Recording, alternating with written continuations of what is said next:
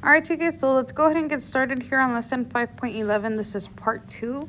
Now, like I said, this is going to be very similar to yesterday's lesson. So once again, review this. We actually did see this in the previous lesson, so I'm not going to go ahead and go over this. But let's go ahead and get started here with example 1. In this case, guys, example 1, we want to go ahead and solve for x, and we have a 4x squared plus a 72x plus 320 equal to 0. Now, I did say this is very similar to yesterday's lesson. There is just something different. I don't know if you guys noticed, but there's actually a number other than 1 in front of our leading, or in front of the x squared, which is our leading coefficient here. So we have a leading coefficient of 4. Now, whenever we have a leading coefficient of 4 in this case, guys, it does make it a little bit harder for us to actually factor it out. Just because if there's another coefficient other than 1 in front, then that means we have to move on to grouping or using the Ham Escalante method.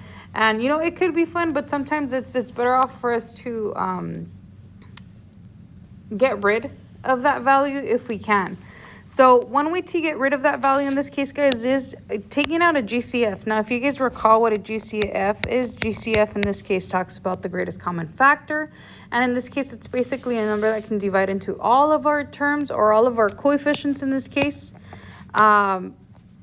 So in this case, I have 4, 72, and 320. Now, easiest way for us to choose a GCF or to start looking for a GCF is actually choosing the smallest number out of these 3. So out of these 3, smallest number in this case for us would be the 4. So I actually want to go ahead and check here. And I'm going to divide each of my terms here by a 4. I know that 4 by 4 divided by 4 is 1, so that's divisible. And 72 divided by 4 is also divisible. And 320 divided by 4 is also going to be divisible. So actually our GCF here is going to be a 4.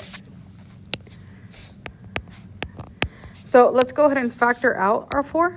Let's go ahead and open parentheses. Once again, whenever you're factoring, it's basically division, but you're not getting rid of the number you're factoring out. So a 4x squared divided by a 4 is an x squared. And then 72x divided by 4 is going to be, I believe it was 18. Yeah, 18x. And then 320 divided by 4 is 80. Now, once again, all of this here is equal to 0. Now, once we factored out the GCF, notice in this case that we now have a leading coefficient of 1. And this is actually going to make our life simpler. Now, with the expression in this case that I highlighted in yellow, I want to go ahead and actually move on to doing the diamond method.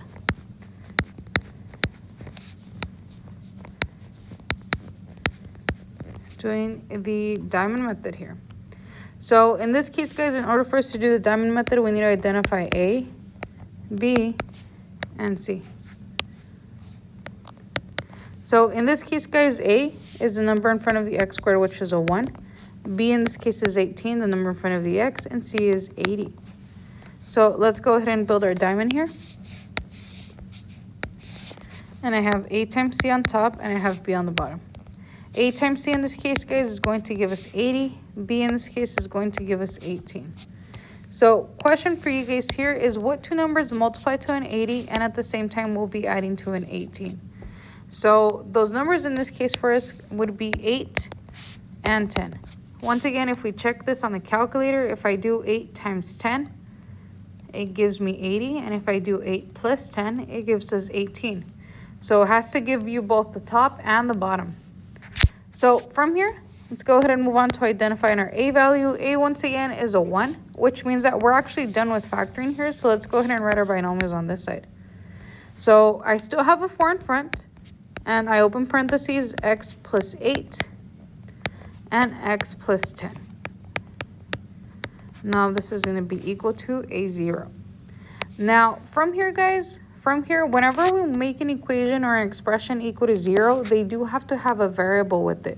So in this case, we have this one, we have this one, and we also have this one. Now, out of those 3, the only one that doesn't have a variable is the 4. So because the 4 in this case doesn't have a variable, we're not going to be including it in our, or it's not going to be part of our final solution here.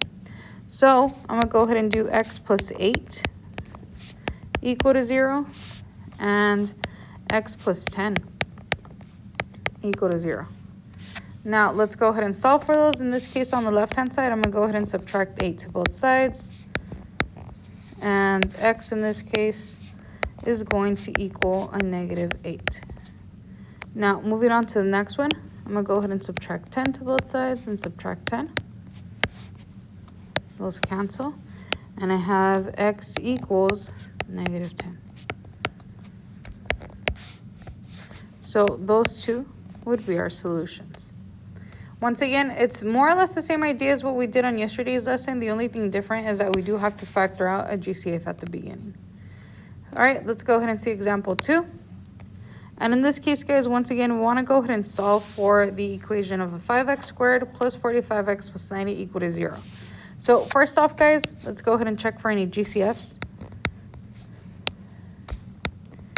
GCF.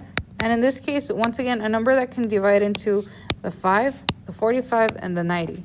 In this case, for us, actually 5 divides into all of them. So let's go ahead and check 45 divided by 5 and 90 divided by 5. It works. So GCF in this case, guys, will be a 5. So I'm going to go ahead and factor out a 5. And I have x squared plus, in this case, we have a 9x plus 18. Once again, these numbers is when I divide by 5. I got 9, which is this, and 18, which is that. All right. So from there, guys, let's go ahead and do the diamond method based on the expression that's inside the parentheses. So we want to go ahead and identify A, B, and C. So A in this case, guys, is a 1, B is 9, and C is 18. So let's go ahead and build a diamond. In this case, I have A times C on top, and I have B on the bottom. A times C is going to give us 18, and B is a 9. So two numbers that multiply to 18 and add up to a 9. What are those numbers for us? In this case, those numbers would be 6 and 3. From there, once you find those factors, if your A here is equal to a 1, you're pretty much done. So let's with the factoring portion. So let's go ahead and write this down.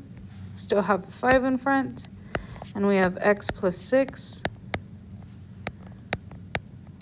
times x plus 3.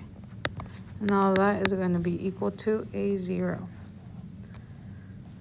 All right, once again, the only expressions we're going to be making equal to 0 are these two. The 5 we're going to go ahead and ignore for now. And we have x plus 5 plus 6 equal to 0, and x plus 3 equal to 0. So in this case, let's go ahead and subtract 6. And x in this case is going to equal negative 6. And on the other side, I am going to be subtracting a 3. And x in this case is going to equal a negative 3. All right, so that would be our answer for example 2. Okay. So let's go ahead and move on to example 3.